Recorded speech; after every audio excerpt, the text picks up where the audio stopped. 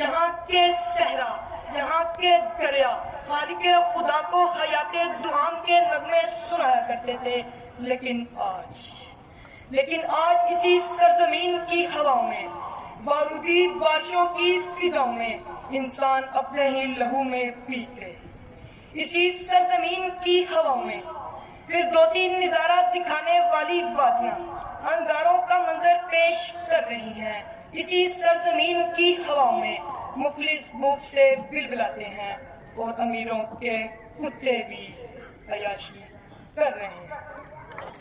عقل کی بنیاد پر خود کو اشرف المخلوقات کہلانے کے باوجود دماغ کو سیاہ پردوں میں محفوظ رکھنے والی آدھی قوم اپنے مستقبل کے معمار کی صدا بلند ہونے جا رہی ہے۔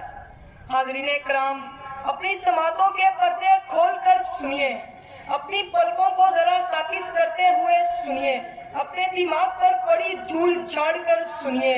آپ یہ اس نسل کے نئے نمائندے آپ سے چند سوالات کرنے چل ہیں، وہ سوال جو میری عمر کا ہر بچہ آپ سے اور اپنے بڑوں سے کرنا چاہتا ہے، وہ سوال جس کا جواب ڈھونڈتے ڈھونڈتے کئی نسلیں اپنی خودی کو اپنے ہی ہاتھوں سے ذبح کر کے یا تو خاموش ہو گئی یا پھر منو مٹی تلے جا بسی، مگر ایک چھوٹا سا اچھوتا پیغام دے گئی۔ جس قوم کے بچے ہوں نہ خوددار ہنرمند، جس قوم کے بچے ہوں نہ خوددار ہنرمند، اس قوم سے تاریخ کے معمار نہ مانگو۔ جناب صدر، میرا سوال یہ ہے کہ ایک ہی ملک میں پیدا ہونے والے بچوں کے ساتھ رنگ برنگے کھلواڑ کیوں؟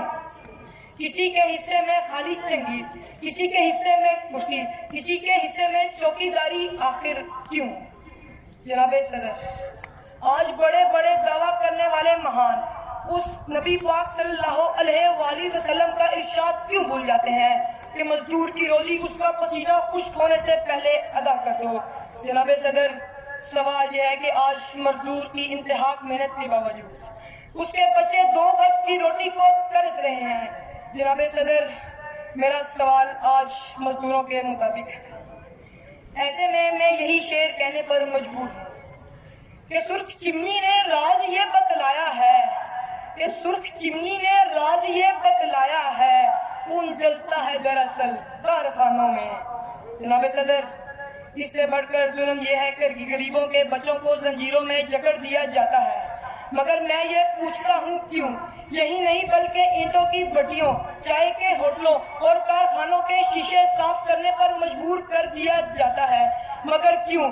ان ستم گھروں کو ان معصوم بچوں کے چہروں پر یہ لکھا کیوں نہیں نظر آتا؟ میرے حصے میں کتابیں آئیں نہ کھلونے آئے، میرے حصے میں کتابیں آئیں نہ کھلونے آئے، خواہش رزق نے مجھ سے چھینا میرا بچپن۔ حاضرین محفل، میری گفتگو طویل، مگر زخمی لب اور نگاہوں میں آنسو رکے نہیں، مجھے لب کشائی سے روکتے ہیں۔ یہ سب میں اپنے جذبات کی عکاسی سے قاصر ہوں، مختصراً یہی کہوں گا، تو تو قادر عادل ہے مگر تیرے جہاں میں، تو تو قادر و عادل ہے مگر تیرے جہاں میں ہے تلخ بہت بندہ ہے مزدور کے اوقات۔ شکریہ۔